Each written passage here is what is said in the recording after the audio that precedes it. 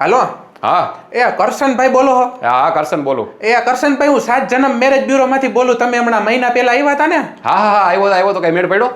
હા, મેળ પડી ગયો હે. તમારા હાટુ એક સુકન્યા હોત મળી ગઈ, પણ એક વસ્તુ તમારે યાદ રાખવાની છે. અરે બોલો બોલો શું છે? ઈ સુકન્યાને તમે હાજ પાડજો, લગ્ન કરી લેજો, માંડ મળી છે.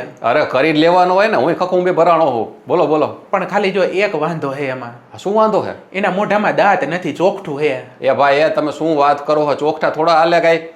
પણ તમે સમજો, તમારા હાટુ માંડ આ મળી હે અને ખાલી ચોકઠું જ છે મોઢામાં, ઈ જ વાંધો હે. અરે પણ ઈ નો હાલે. હવે તમે કઈ સમજો. હવે મારા અહીંયા 32 પૂરા દાંત છે ને તમે હવે ચોકઠા વાળું મારા હાટુ ગોતો પાત્ર. હવે આમ કેમ હાલે કઈ? પણ કરશનભાઈ, તમારી ઉંમરે 40 ઉપર વહી ગઈ છે. તમારા હાટુ કઈ 20 વર્ષની છોકરી તો ન મળે હવે. પણ હું ક્યાં કહું 20 વર્ષ પાછળ તમે કઈક થોડુંક સારું પાત્ર તો ગોતો. આમાં મારે શું કરવાનું હવે?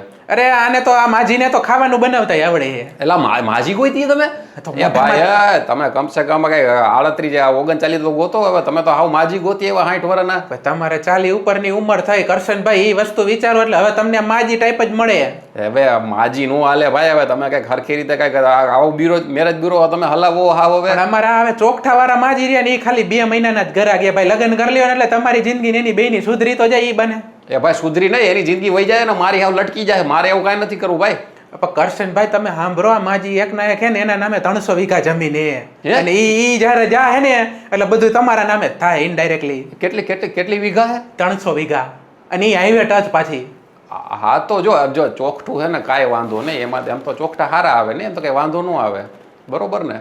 હા તો આવતા સોમવારનું રાખો ને.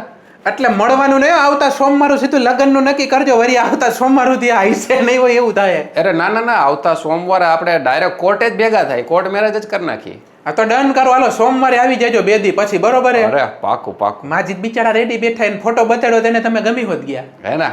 હા લ્યો. મને ગમી ગયા. મેં ભલે ફોટો નથી જોયો, મને ગમી ગયા. અને આને કદાચ વધારે જીવવારી હોય ને તો આ માજીને મહેરબાની કરીને જમવાનું બનાવવાનું કહેતા નહીં, કામ મારા બેન રાખી લેજો. હું બનાવી લઈશ. હાલો ડન. બનાવી દો ને મને, બસ એટલું જ.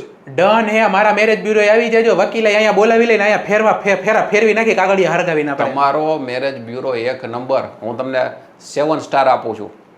ડન છે. હાલો સોમવારે મળ્યા. એ ભલે.